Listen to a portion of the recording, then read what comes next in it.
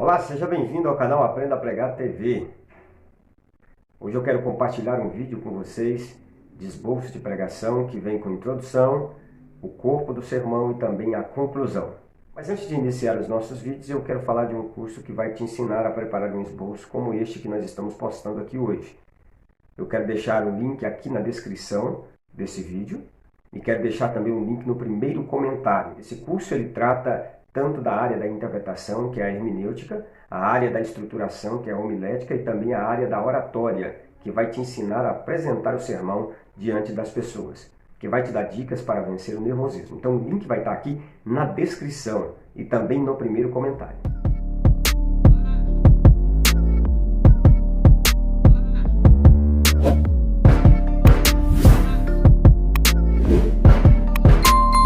Bem, o assunto que eu quero compartilhar com vocês hoje é sobre sede imitadores de Deus. Essa é uma forma de sermão expositivo. Existe o sermão expositivo, o sermão textual e o sermão temático. E existe também o sermão temático expositivo, que uma hora dessas aí eu quero postar um vídeo explicando sobre ele. Bom, nós vamos tratar de um sermão expositivo e o texto que nós vamos utilizar é Efésios capítulo 5, versículo 1 ao 21. O versículo 1 já começa dizendo para a gente: sede, pois, imitadores de Deus como filhos amados. Então, esse texto, esse versículo deu origem então ao nosso tema, sede imitadores de Deus. Bem, a nossa introdução vai ficar mais ou menos assim. Introdução. Uma breve leitura do contexto, ou seja, o que vem antes desse texto, no capítulo 4, versículo 17 até o 32, nós podemos perceber que Paulo está exortando os irmãos a não andar como os gentios andam. Ou seja, deixa eu explicar essa parte dessa introdução. Paulo está exortando os irmãos a não imitar os gentios. Paulo está exortando os irmãos a não ter aqueles que não têm Deus, aqueles que são pagãos, como exemplo de vida, de caráter e de conduta.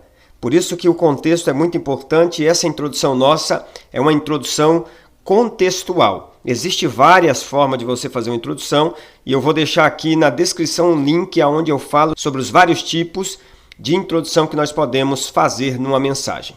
Essa é uma introdução contextual, nós estamos utilizando o contexto para iniciar a nossa mensagem. Então, o contexto deixa bem claro que Paulo está exortando os irmãos a não andar como os gentios, os pagãos.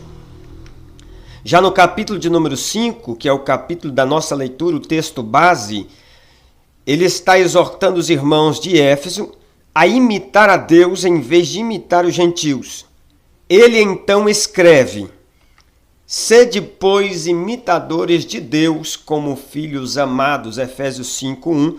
Aqui nós estamos utilizando o texto que trouxe à tona o nosso título, então nós estamos falando sobre o nosso título, aonde nós vamos nos basear. Então Paulo está exortando os irmãos a não imitar os gentios, mas imitar a Deus. Aí vem a grande pergunta: como eu posso ser imitador de Deus? Ou como podemos ser imitadores de Deus? Nós fizemos a nossa introdução e agora essa pergunta vai nos conduzir à argumentação, à estrutura, ao corpo do nosso sermão. Como podemos ser imitadores de Deus? A resposta dessa pergunta será o corpo da nossa mensagem, ou a estrutura do nosso sermão. Bem, em primeiro lugar, nós podemos ser imitadores de Deus andando em amor. É o primeiro tópico desta mensagem. Como eu posso imitar a Deus? Andando em amor. Nós somos filhos de Deus, e o texto deixa bem claro, o verso 1 do capítulo 5, deixa bem claro que nós somos filhos amados de Deus. João, no capítulo 1 e o verso 12, deixou bem claros que todos aqueles que nele crê, todos quanto recebeu Jesus Cristo, Deus deu a eles poder de se tornarem filhos de Deus. Então nós temos que entender que nós somos filhos de Deus. E como filhos de Deus, nós temos que imitar a Deus. Deus é o nosso exemplo. E o segundo tópico aqui dessa primeira estrutura, nós podemos observar que Deus é amor.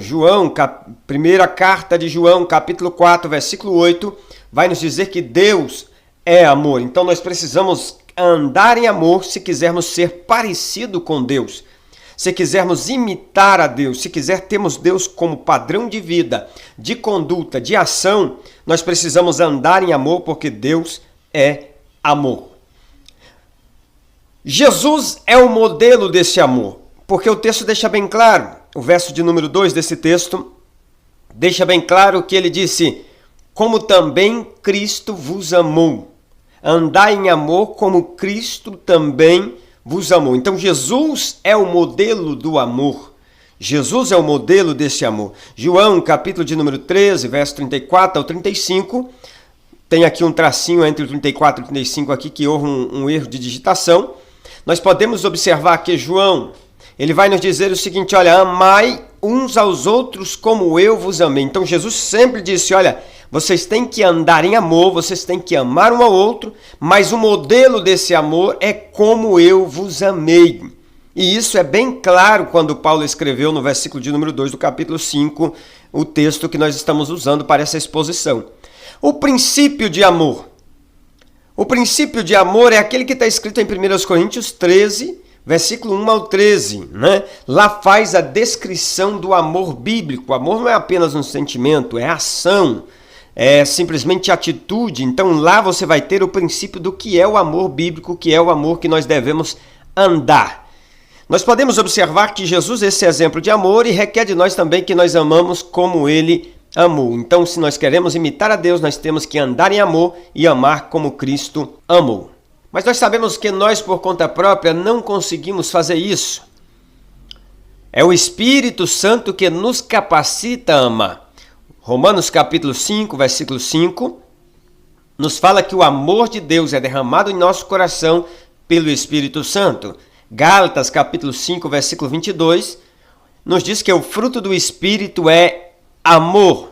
Então é o Espírito Santo de Deus que nos leva a amar como Jesus amou. É o Espírito Santo de Deus que nos capacita a amar como Deus ama, a imitar a Deus andando em amor. Então, se nós queremos imitar a Deus em primeiro lugar, nós devemos andar em amor. Segundo lugar, se nós queremos imitar a Deus, ser imitador de Deus, nós devemos andar na luz. O verso de número 3 ao 14 nos fala sobre andar na luz. Quem anda na luz tem comunhão com Deus. Primeira carta de João, capítulo 1, versos 5 ao 7, a Bíblia vai nos dizer que Deus é luz. Quem anda na luz tem comunhão com Deus. O texto deixa bem claro: se dissermos que temos comunhão com Ele e andamos em trevas, mentimos e a verdade não está em nós. Então, se nós dissermos que temos comunhão com Deus, mas estamos andando em trevas, nós estamos mentindo e a verdade não está sobre nós. Nós não temos comunhão com Deus, porque quem anda na luz tem comunhão com Deus. Quem anda nas trevas não tem comunhão com Deus. Não se trata de dizer que tenho comunhão com Deus. Se trata em andar, em praticar, em colocar em prática. O que significa andar na luz? Mateus capítulo de número 5, versículo de número 13 ao 16, a Bíblia vai nos dizer que Jesus começa dizendo: vós sois o sal da terra. E depois ele passa dizendo: vós sois a luz. Quando ele fala de sal, quando Jesus está falando sobre o sal, ele está falando do caráter.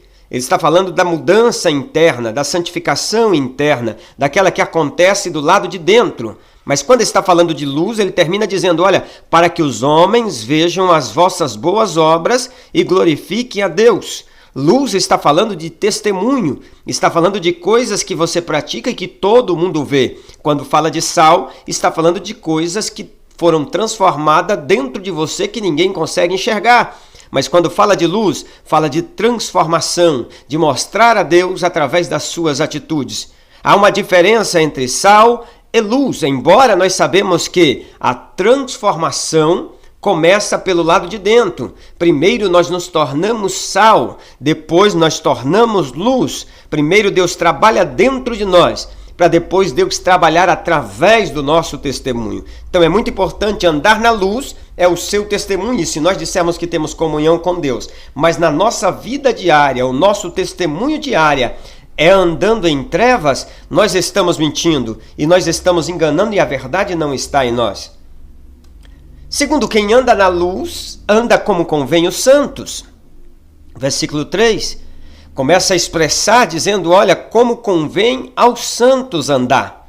Andar na luz é andar em santidade, porque isso convém ao santo.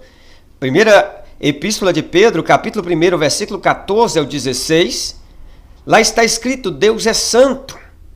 E o texto deixa bem claro, olha, sede santo em toda a vossa maneira de viver, porque lá está escrito, sede santo, porque eu sou santo, diz o Senhor. Então nós somos chamados a andar na luz, a ser santo como Deus é. Se nós queremos ser parecido com Jesus, se nós queremos ser imitadores de Deus, nós devemos andar na luz, andar em santidade de vida, porque Deus é santo e nós devemos também ser santo como Ele é.